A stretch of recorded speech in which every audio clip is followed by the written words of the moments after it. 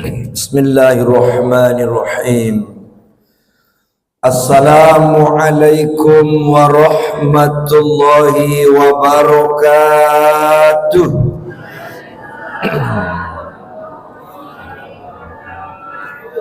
Sehat Bapak Ibu? Alhamdulillah. Hah? Yang tidak sehat kantong. Alhamdulillahi Rabbil Alamin. Innal hamdalillah nahmaduhu wa nasta'inuhu wa nastaghfiruh wa na'udzu billahi min shururi anfusina wa min sayyiati a'malina. May yahdihillahu fala mudilla lahu wa may yudlil fala hadiya lahu.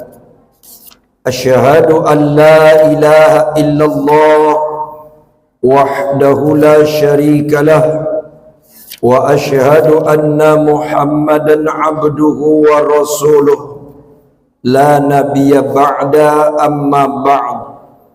Qala Allah ta'ala fi kitabihil karim, a'udzu billahi minasy syaithanir rajim. Bismillahirrahmanirrahim. Ya ayyatuhan nafsul mutmainnah, irji'i ila rabbiki radiyatan mardiyah, fadkhuli fi ibadi wadkhuli jannati.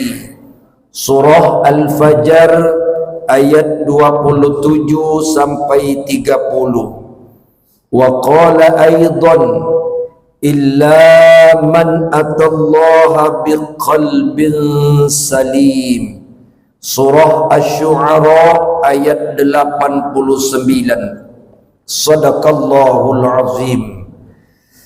Yang saya hormati pengurus Masjid Al-Furqan, tokoh-tokoh masyarakat, Bapak Ibu, hamba-hamba Allah yang soleh dan solehah, semoga yang hadir insya-Allah senantiasa dalam rahmat, nikmat dan lindungan dari Allah Subhanahu wa taala. Amin ya rabbal alamin. Kita bersyukur dengan mengucapkan alhamdulillahi rabbil alamin. Dan mari kita bersolawat dengan mengucapkan Allahumma salli ala Sayyidina Muhammad wa ala ali Sayyidina Muhammad. Assalamu alayka ya Rasulullah. Bapak Ibu yang saya muliakan, bulan lalu kita sudah sampai tentang makna hati dan satu bentuk penyakit hati atau macam hati, yaitu qalbun mayyit. Berangkat dari kitab hadis Arba'in yang dikarang oleh Imam An-Nawawi nomor 39 dari Nu'aim bin Bashir radhiyallahu an, Rasulullah bersabda, ala inna fil jasadi mudghah iza salahat salahal jasadu kullu wa iza fasadat fasadal jasadu kullu ala wahiyal qalb. Rawahu muttafaqun alaih. Hadis riwayat Imam Bukhari dan Muslim, yaitu tentang macam-macam hati manusia. Masih ingat Bapak Ibu yang disebut dengan qalbun itu apa? Hah? Qalbun apa? Jantung, hati. Hati itu adalah jantung. Sudah sampai situ kemarin? Belum? Oh belum ya? Oh berarti di masjid lain tuh. Bapak Ibu yang saya muliakan, dalam kitab Ihya Ulumuddin karangan Imam Al-Ghazali rahimahullah, beliau mengatakan manusia itu mempunyai 3 macam hati. Yang pertama namanya qalbun mayyit, yang kedua namanya qalbun marid, yang ketiga namanya qalbun salim. Sebelum kita paparkan macam-macam hati ini, kita mesti paham dulu hati itu apa. Apa itu hati? Kalau merujuk kepada Al-Quran, hati itu bahasa Al-Qurannya adalah qalbun. Qalbun itu kalau kita lihat anatomi tubuh kita, andaikan bisa kita buka dada kita ini, organ tubuh kita itu yang mana yang disebut dengan hati? Anggaplah ayam. Bapak Ibu sering melihat ayam, yang mana yang disebut dengan hati ayam itu? Banyak orang yang saya tanya Bapak Ibu dari majelis-majelis taklim sepakat mengatakan hati itu yang berbentuk lempeng warna merah, kemerah-merahan, yang sering disebut oleh orang warna hati ayam atau warna hati merah maron, kan begitu bentuknya lempeng. Tetapi Bapak Ibu, kalau menurut Al-Quran, qalbun itu adalah jantung. Jadi yang disebut dengan hati itu sebenarnya adalah jantung. Maka itu banyak orang membuat simbol hati itu dengan gambar love, bulat di atas, runcing ke bawah, kan begitu? Itu gambar apa? Gambar jantung. Kalau hati begini bentuknya. Ingat jantung pisang, bulat di atas, runcing? Itulah yang kolbun itu. Kolbun itulah yang disebut dengan jantung. Bukan hati yang melempeng itu. Jantung itulah yang memiliki rasa dan perasaan.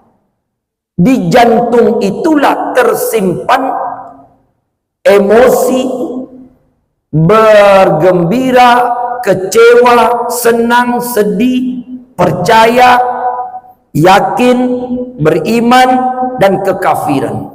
Itu letaknya di jantung.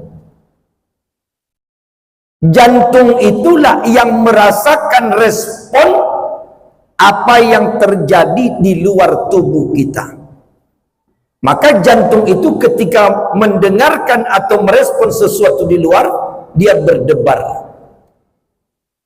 Sehingga ada kalimat mengatakan, saking terkejutnya berdebar jantung. Kalau kita kaget, yang berdebar itu kan jantung, bukan hati, jantung. Begitu kagetnya, hampir copot jantungku. Kan begitu, jantung yang merespon. Itu kata Al-Quran. Maka di dalam Al-Quran ada kalimat iza dzukirallah wajilat qulubuhum. Jika dibacakan ayat-ayat Allah, jika disebut nama Allah, maka bergetarlah jantung mereka. Qulubuhum, jantung, hati. Hati itulah jantung yang berdebar-debar. Nah, ini yang harus kita luruskan selama ini. Jadi yang dimaksud dengan hati itu adalah jantung. Yang kedua Bapak Ibu, ada namanya nurani. Ada hati, ada nurani. Kira-kira hati dengan nurani sama atau beda?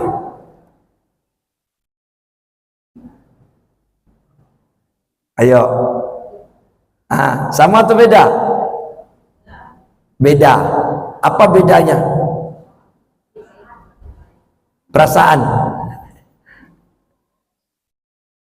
Dalam bahasa Al-Quran, hati atau jantung itu namanya qalbun.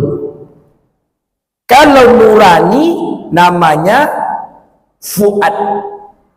Inna sam'a wal basara wal fuad.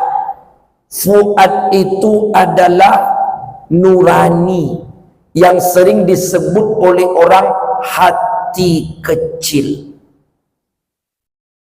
Bedanya di mana? Hati itu bendanya, isinya nurani. Itu yang disebut dengan hati kecil. Allah Subhanahu wa ta'ala, Bapak Ibu, menganugerahkan nurani itulah yang bisa memberikan sinyal kepada kita mana yang baik, mana yang salah, yang tak baik, mana yang benar, mana yang salah. Itu kerja nurani.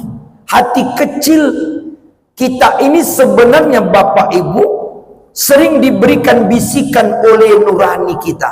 Lakukan atau hentikan, kerjakan atau tidak kerjakan, melangkah atau mundur. Itu bisikan nurani.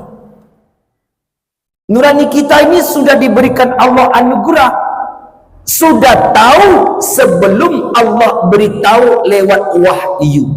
Seandainya Bapak Ibu, Al-Quran ini tidak turun, Injil tidak turun, Zabur atau dan Taurat tidak Allah turunkan, serta suhuf tidak Allah turunkan kepada kita, hati nurani kita sudah tahu, cuman belum terarah, maka turunlah kitab Allah, hudal linnasi wa bayyinatin minal huda wal furqan. Dia mengarahkan itu namanya petunjuk. Maka Al-Quran ini diturunkan Allah sebagai petunjuk agar hati nurani kita itu terarah kebenaran dan kesalahan. Tetapi seandainya tidak diturunkan, Allah sudah menganugerahkan hati nurani kita tahu mana yang hak, mana yang batil. Ada sebuah kisah kasus yang sering terjadi. Bapak kenapa berhenti kerja di tempat itu? Kan besar gajinya, tunjangannya banyak, gajinya besar. Kenapa berhenti, Pak? Tak bisa, Ustaz. Kenapa? Bertentangan dengan hati nurani. Tapi ada juga orang yang menentang nuraninya. Dia tahu itu salah, dia tahu ini tidak benar, dia lanjutkan juga. Kenapa Bapak lanjutkan? Kan ini tidak benar. Bapak tahu kan ini salah? Tahu, Ustaz. Kenapa dikerjakan juga? Bagaimana lagi, Ustaz? Tuntutan banyak, kebutuhan hidup banyak. Ini minggu depan nih, Ustaz, istri minta belikan emas sebesar rantai becak. Umpamanya, ya kan? Anak-anakmu butuh biaya banyak, Ustaz. Kalau tak begini, Ustaz, gimana saya? Kalau saya berhenti nanti kerja, terus saya kerja apa? Bapak tahu ini salah? Tahu, Ustaz. Nah, ini sering terjadi. Maka dilawannya nuraninya, dilawan hati kecilnya, orang seperti ini hidupnya menderita karena dia pasti dihantui rasa bersalah terus. Itu kerja nurani itu. Dan Bapak Ibu perlu ketahui juga, nurani itu tidak hanya diberikan kepada kita manusia, tapi juga diberikan kepada binatang, kepada hewan. Walaupun binatang itu akal fikiran tidak ada, tapi hati punya. Maka binatang itu, hewan itu Pak, bersedih juga dia. Senang, sedih, menangis, dia punya rasa. Dan binatang itu walaupun tidak punya akal fikiran, dengan nuraninya atau lebih dikenal dengan naluri atau namanya insting, dia sudah tahu dengan instingnya itu mana yang benar, mana yang salah. Binatang dikasih seperti itu. Contoh, binatang tahu mana yang salah, mana yang benar. Kucing, ini contoh ya. Kucing salah satu jenis binatang. Kalau kita kasih ikan baik-baik, maka kucing itu akan makan dengan tenang.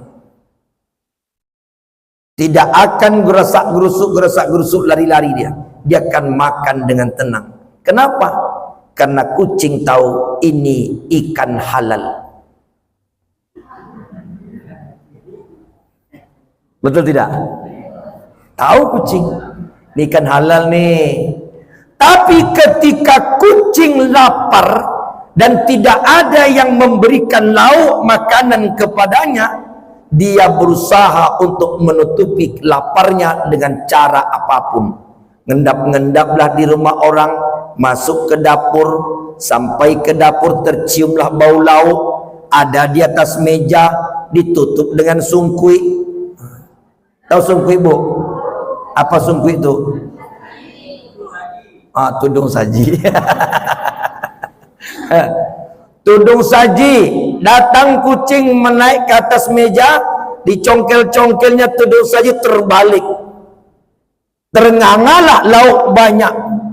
Pas kucing mau makan, tuan rumah datang. Dan kucing melihat tuan rumah. Apa yang dilakukan kucing saat itu?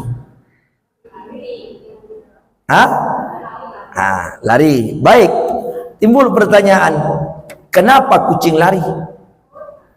Kenapa dia takut? Siapa yang ngajar dia? Otak tak punya, akal tak punya, sekolah tak pernah. Ya kan? Tak pernah sekolah kucing. Tapi kenapa dia lari? Karena kucing punya naluri, kucing punya nurani, kucing punya insting. Dia tahu ini tidak benar. Betul tidak? Karena ini tidak benar dan dia mau mencuri, punya konsekuensi, tahu akibatnya apa kalau sempat dia tidak lari dan sempat tertangkap. Kucing akan merasakan sakitnya diazab oleh tuan rumah. Daripada saya dipukul dan kena apa-apa, lebih baik saya lari. Begitulah kira-kira kucing menurut instingnya. Lari dia. Sebab kalau tak lari, waduh, kucing malang nasibnya. Dari mana kucing itu tahu ini baik, ini tidak baik? Dari naluri. Binatang saja punya naluri, punya nurani, punya rasa benar dan salah. Betul tidak? Nah, ada orang, bapak ibu, otak punya, akal pikiran punya, sekolah tinggi, sudah sarjana, ada yang tamatan luar negeri, jabatan dikasih, pangkat punya, kedudukan punya, dikasih gaji, tunjangan ada, semua gratis, masih mencuri. Tidak takut pula mencuri. Berarti lebih rendah daripada. Betul tidak? Maka Allah mengatakan dalam Al-Quran, surat Al-A'raf ayat 179, ulaika kal an'am bal hum adall ulaika humul ghafilun. Cek Ini kata Allah, bukan kata saya. Apa kata Allah? Arti ayat ini, ulaika kal an'am, manusia itu seperti binatang. Ketika nurani tak dipakai, ketika hati hilang, nalurinya dihilangkan, dia sama seperti binatang. Kal an'am, binatang ternak. Balhum adall, bahkan lebih sesat daripada binatang. Itulah manusia. Saya tak menyebut nama orang, Allah juga tak menyebut nama orang. Allah mengatakan manusia. Siapa manusia seperti itu? Ketika hatinya tak berfungsi dengan baik, ketika nalurinya ditentang, dilawannya, dia lebih kejam, lebih sadis daripada binatang. Tetapi Bapak Ibu, orang seperti itu malah dihormati.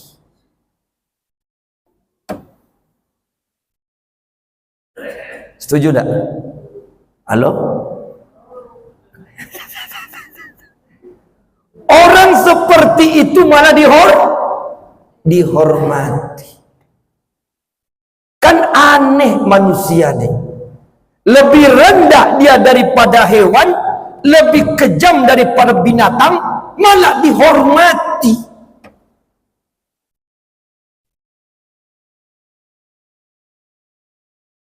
Yang lucunya dikasih malah semua fasilitas, dikasih semua kemewahan, masih mencuri. Semakin mencuri, semakin dihormati. Itu di Indonesia. Kira-kira yang lebih jelek daripada kucing apa? Yang lebih serakah daripada kucing apa Bapak Ibu? Hah? Jenis binatangnya apa kira-kira yang lebih jelek daripada kucing? Baruak. Baruak, berok. Kata orang Kampar, bauak. Monyet. Monyet itu lebih serakah dari kucing. Dikasih satu nak dua, dikasih dua nak tiga, kaki nak penuh pula. Kasih pisang nak 4, tangan 2, kaki 2. Udah cukup? Belum, simpan ke rekeningnya. Jadi baru tuh ada rekeningnya Pak Bu, kanan dan kiri. Itu baru ada impes, hasil serakah, nggak kenyang-kenyang. Itulah nama baru. Lalu dihormati orang. Ketika kemana-mana pakai pakaian bagus, dikawal Bapak Ibu, dikawal pakai patwal di depan, bunyi pula sirine, wiu wiu wiu wiu, lewat di jalan raya. Bapak Ibu leh tahu siapa yang lewat tu? Baru buktinya tertangkap hasilnya, yang akhirnya tertangkap juga. Nah, ini yang terjadi. Saya tidak menyebut nama orang. Ini yang banyak kasus terjadi di negeri kita. Sudah ketangkap pakai baju oranye.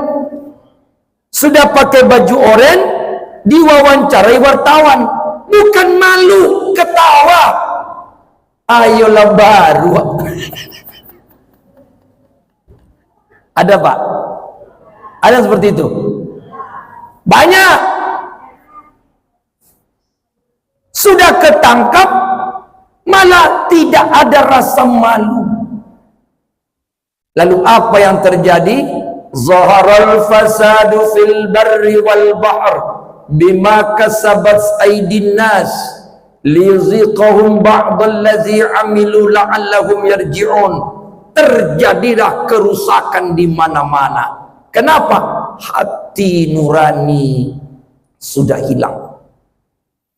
Jadi yang merusak dunia ini orang yang tak punya perasaan, tak punya hati. Dia lebih kejam daripada hewan. Ya Allah, na'udzubillahi min zalik. Ini makna qalbun dan fuad, hati dan nurani.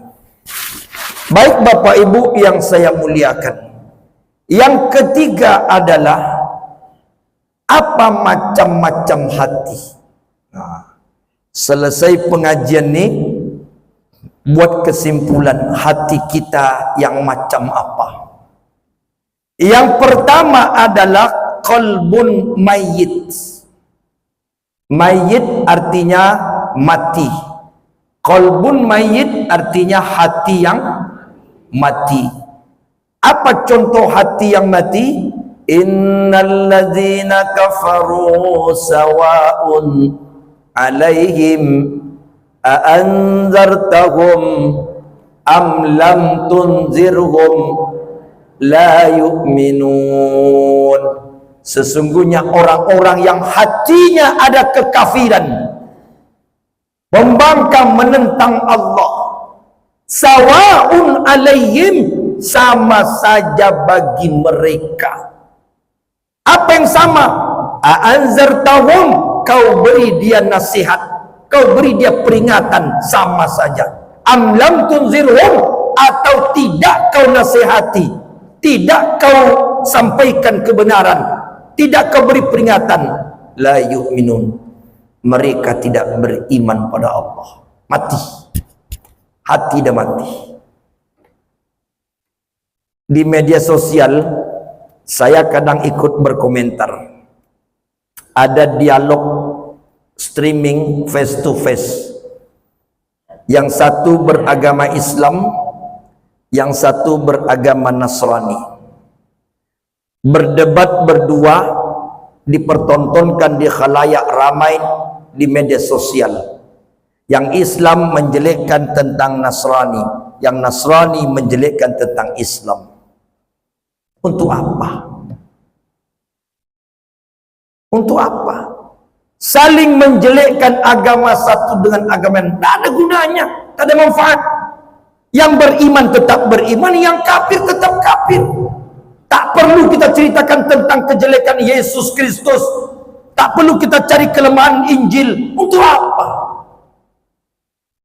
Coba Bapak Ibu, untuk apa kita menjelek-jelekkan Injil, menjelek-jelekkan agama Hindu, menjelek-jelekkan agama Buddha, menjelek-jelekkan agama non-Muslim? Untuk apa?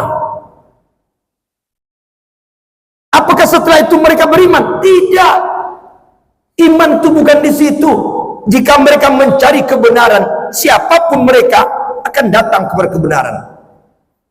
Banyak orang masuk Islam itu cari sendiri, meneliti, riset, melalui bacaan ini, bacaan itu, mendengarkan ini, masuk Islam dia. Kalau hati dapat hidayah. Tapi kalau menjelek-jelekkan agama, Islam akhirnya dihantam orang. Islam dijelek-jelekkan juga oleh orang. Apa itu Muhammad? Apa itu Al-Quran? Apa itu Islam? Yang timbul perpecahan sesama kita manusia. Tidak ada manfaat. Nabi tidak pernah menjelek-jelekkan agama orang lain. Nabi tak pernah merendahkan agama Hindu, agama Buddha, agama Kristen, agama Yahudi. Tak pernah. Nabi menyampaikan ajaran Islam. Ini Islam. Kalau kalian terima silakan, kalau tidak silakan. Sudah dikatakan oleh Allah, sawa'un alaihim a'anzartahum am lam tunzirhum la yu'minun. Apapun usaha kita, kalau mereka tidak beriman, tetap tidak beriman. Ini banyak di media sosial, menjelek-jelekkan pendeta, menjelek-jelekkan Islam, ustaz, kiai. Tidak ada manfaat, tidak ada manfaat. Kalau kita mau menyampaikan kebenaran, sampaikan saja Islam itu seperti ini. Percaya atau tidak orang terserah. Hidayah itu urusan Allah, bukan urusan kita. Jangan mengambil yang bukan urusan kita. Yang terjadi, kita saling hantam-menghantam. Padahal Allah sudah mengatakan, orang-orang kafir, hati yang mati itu sama saja bagi mereka. Khatamallahu ala qulubihim wa ala sam'ihim wa ala absarihim ghishawatu wa lahum azabun azim. Selesai. Kalau hati sudah ditutup oleh Allah, dikunci oleh Allah, telinga pekak, mata buta, tunggulah azab Allah. Maka kita tak bisa menghidupkan hati yang mati. Tak bisa. Jangan coba jadi sok, jadi pahlawan untuk menghidupkan hati orang yang mati. Tak bisa. Itu urusan Allah. Istri tak bisa menghidupkan hati suami yang mati. Suami tak bisa menghidupkan hati istrinya yang mati. Orang tua apapun caranya tak bisa menghidupkan hati anaknya yang mati. Anak tak bisa menghidupkan hati bapaknya yang sudah mati. Tak bisa. Siap? Berdoa? Itu berdoa. Kalau berdoa berarti kita menyerahkan kepada Allah. Kita tidak ikut campur urusan hati orang. Kita menyerahkan pada Allah. Ya Allah, berilah hidayah kepada anakku, kepada istriku, kepada suamiku, kepada orang tuaku. Kita menyerahkan kepada Allah. Jangan kita yang langsung. Tidak bisa. Itu bukan urusan kita. Maka ibu-ibu tak usah ngomel kalau suami tak sholat. Tak usah. Bapak tidak usah ngancam-ngancam istri. Kalau dia tak mau ibadah, tak mau taat, mau diapakan? Sudah capek diberitahu baik-baik, tak mau dia, ya sudah. Lepas tanggung jawab kita. Siapa contohnya Ustaz? Rasul Allah contohnya. Tak usah jauh-jauh. Al-Quran menceritakan Nabi Nuh, Nabi Lut, Nabi Ibrahim, Nabi Muhammad SAW bisa menghidupkan hati keluarganya? Tak bisa. Hebat apa kita? Setinggi apa ilmu kita nak menghidupkan hati orang? Nabi Nuh saja tak bisa. Betul tak Pak? Saya tanya Bapak Ibu, berapa umur Nabi Nuh? Berapa umur Nabi Nuh? Usianya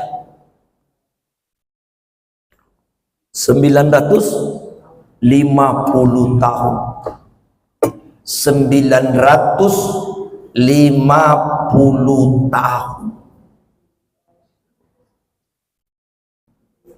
Oke?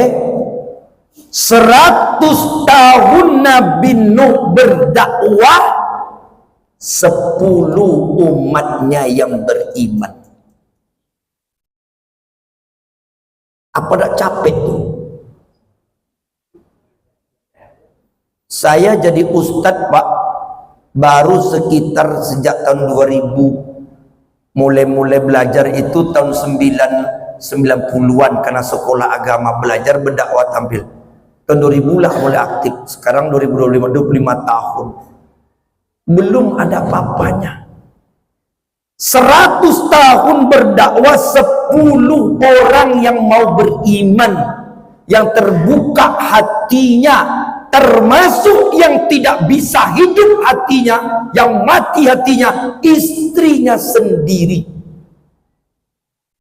Apalagi kasar-kasarnya Bapak Ibu, kawan satu ranjang Nabi Nuh tidak bisa ikut Nabi Nuh, tak mau beriman pada Allah. Apakah Nabi Nuh berdosa? Istrinya kafir? Tidak. Memang ada ayat At-Tahrim ayat 6 mengatakan, ya ayyuhallazina amanu qu anfusakum wa ahlikum naro. Wahai suami-suami beriman, bapak-bapak beriman, jaga dirimu, jaga istrimu, jaga anak-anakmu dari api neraka. Kita kan menjaga, tugas kita menjaga, memelihara, menganjurkan, mengajak. Tapi persoalan dia ikut atau tidak bukan urusan suami. Kita punya kemampuan terbatas loh Bapak Ibu. Ada Pak, Bu, Bapak soleh, Mak soleh, anak bandar narkoba. Gimana? Apakah salah bapak juga? Tidak, dah capek disekolahkan yang baik. Ketika dewasa, urusan hati masing-masing. Ada juga bapak kafir, mak kafir, anak jadi ustaz. Hah? Siapa contohnya? Felix Sow. Felix Sow. Bapaknya Cina, kafir, emaknya kafir, anaknya jadi ustaz. Gimana? Hidayah itu masing-masing. Berita sekarang yang terbaru nih Bapak Ibu, yang terbaru ini, bapaknya Kristen, emaknya Kristen, anaknya disekolahkan ke pesantren. Siapa? 2 orang malah ya, anaknya dimasukkan pesantren. Bahkan bapaknya yang Kristen tuh bercita-cita anaknya jadi ustaz, padahal dia Kristen. Bagaimana? Malah kita terbalik. Bapak kita, mak kita bercita-cita jadi anak soleh anaknya. Setelah besar jadi bandit. Tiap malam berdoa bapak mak, Rabbi habli minas solihin. Ternyata Bapak Ibu, kemampuan kita sebatas berdoa, kemampuan kita sebatas berikhtiar. Ujung-ujungnya itu urusan Allah. Hati itu urusan Allah. Nabi Nuh tidak hanya istrinya yang kafir, anaknya juga kafir. Jadi kalau ada ustadz anaknya pejudi, belum seberapa. Ini Nabi anaknya kafir. Karena hati sudah mati. Kalau sudah mati hati tak bisa. Maka ibu-ibu jangan kecewa kalau suami ada, mungkin bukan ibu sini. Saya banyak ditanya oleh jemaah di luar. Ada ibu-ibu istrinya rajin wirid, suaminya tak solat. Tak solat. Demi Allah Pak, hari ini masuk lagi WA satu masuk WA kepada saya dari salah satu jemaah saya. Gimana tuh Ustaz? Apa hukumnya Ustaz istri pergi ke masjid solat tapi suami tak ridho dengan istrinya? Apa alasannya? Ngapain solat? Terus saya pilih mana Ustaz? Mentaati Allah atau mentaati suami? Istrinya tak boleh ikut wirid karena alasan suami menghabiskan waktu. Gimana? Kontroversi, istrinya mau beribadah, suaminya melarang. Dalam hati saya, nasib dapat laki bentuk itu. Dia apakan? Ujungnya saya jawab. Ujungnya Bapak Ibu, setelah panjang lebar saya ketik, ujungnya saya jawab. Kadang-kadang hidup ini diuji oleh Allah bermacam-macam pintu. Ada pintu ujian dari orang, ada pintu dari ekonomi, ada ujian tu pintunya dari musibah, ada pintu ujian tu lewat keluarga, dari istri, dari anak, dari suami, dari orang tua, dari mertua. Hidup ini selalu dalam ujian. Mudah-mudahan ibu sedang diuji oleh Allah. Apa lagi? Dilarang Pak sama suaminya ke masjid, tak boleh. Solat di rumah pun tak boleh. Intinya ngapain solat? Apa agamanya Ustaz? Islam agamanya. Astagfirullah. Gimana tuh? Kalau ibu seperti itu ada suami melarang solat, bagaimana? Hah? Suami seperti itu diapakan? Hah?